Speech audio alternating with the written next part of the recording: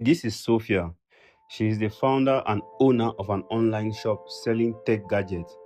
Most of the electronic gadgets she's got are the latest, so she has so many customers visiting her website daily. Of course, her website has a home page, a shop page, a service page, contact page, and of course, my account page where users can log in and access their orders directly from their dashboard.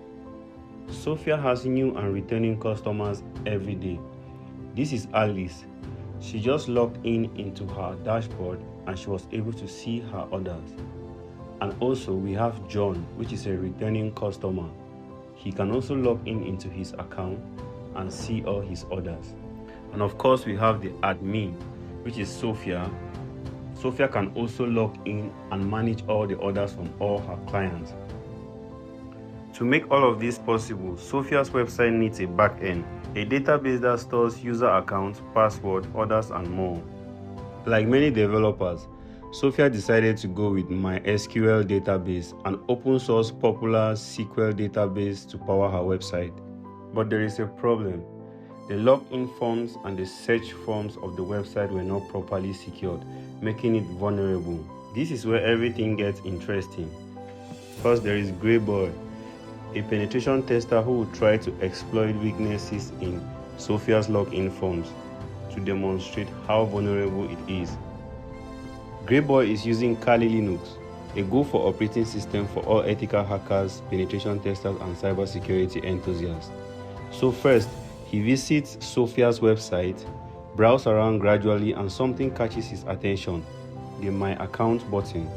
Now, Grey Boy does not have an account in Sophia's website, so he cannot have access to any backend. So he tries some default login information to brute force and see if it can work. After trying to log in with dummy credentials, Grey Boy gets a pop-up of incorrect credentials, invalid credentials. This might look like a failure, but to Grey Boy, this is something juicy because this is an indication that there's actually a user table running in the backend, in the database, and this is already a step forward. And also, when he goes to the shop page, he's going to see a search box. In this search box, if there's a SQL injection vulnerability, here Grey Boy can be able to input union-based injections that would display so much information from the database that should not be seen by a normal user from the front end. Let's get in. Now that Grey Boy is ready to start pen testing into Sophia's website, the first thing he does is he heads over to the shop page where he saw the search box. And inside this search box, he's going to put a payload to see if this website actually has a SQL vulnerability. And the first payload he wants to use is to see the number of columns the database has. And he runs this command: single column union select 1, 2, 3, 4 separated by commas, and ends it with 2 hyphens. These hyphens, if you watch the last video, you will understand what I explained about it. It comments everything that comes after what the payload is requesting for. So after running this, you can scroll down. You're going to see this last option is actually the number of columns we have in the database. How did I know that? If I cancel this payload and I refresh this page or just click on the shop page again, it's going to cancel everything. And if I come back to check on this shop page, I'm not going to see the last option we just saw. So the payload has actually printed that because that is what the payload was requesting for, which is not good for a normal person who doesn't have an account in your website and admin privileges to be seeing this. So this means this website has a SQL vulnerability. Let's move to the second payload. Now that Grey Boy is sure Sophia's website has SQL vulnerabilities, he wants to enumerate more into the database and get more information. So the next thing he does is he extracts database version and info by running the command on your screen. Just run this command on your screen and you're going to see the database version and info.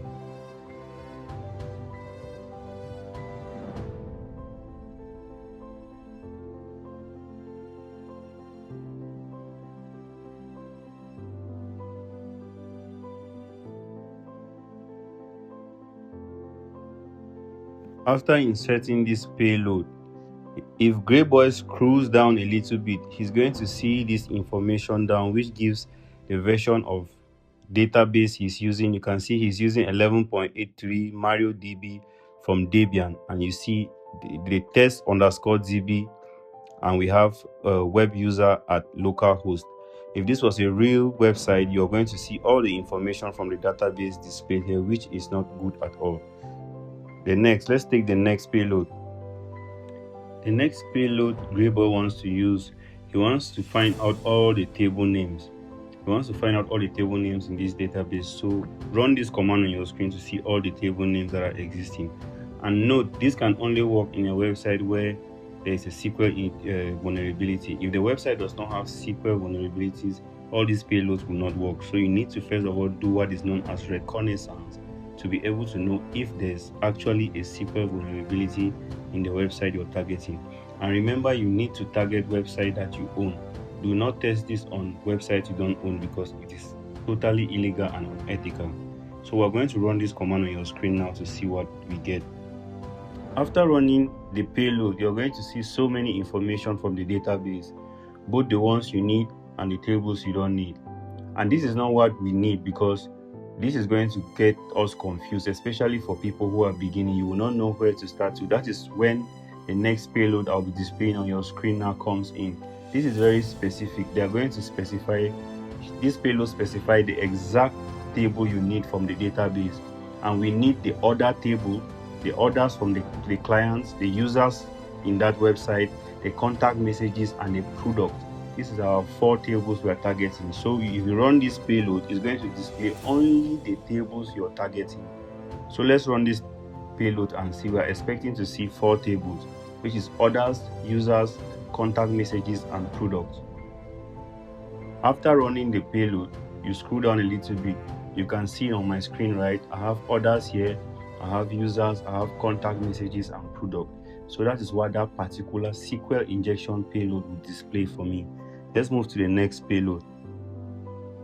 Now that Greyboy can confirm that there is a user table in this database, he wants to extract all user credentials. And the next payload we're going to run is, just run this payload on your screen, which is union select 1 username, password, email from users, with the 2 hyphen to ignore anything that comes. This is the command on your screen.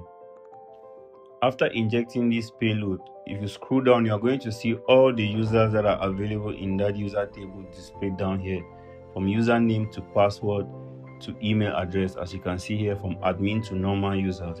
This is how dangerous SQL vulnerabilities are, because from a single vulnerability, it can lead to a full compromise. And also, if you own an online business, make sure you tell your developers to secure your input forms, be it login forms to search forms, because not only SQL injection are the vulnerabilities that this website could potentially get. We can also have something like cross-site scripting, another web application vulnerability that we'll be talking about in the videos ahead. This video was solely for SQL injection, and if you have understood this and want to get deeper into SQL injection, I'll be dropping a link to my blog where I have actually listed all the payloads you need to know from beginner to advanced, and you can practice them using a vulnerable website like DVWA, which has been made for practice like this.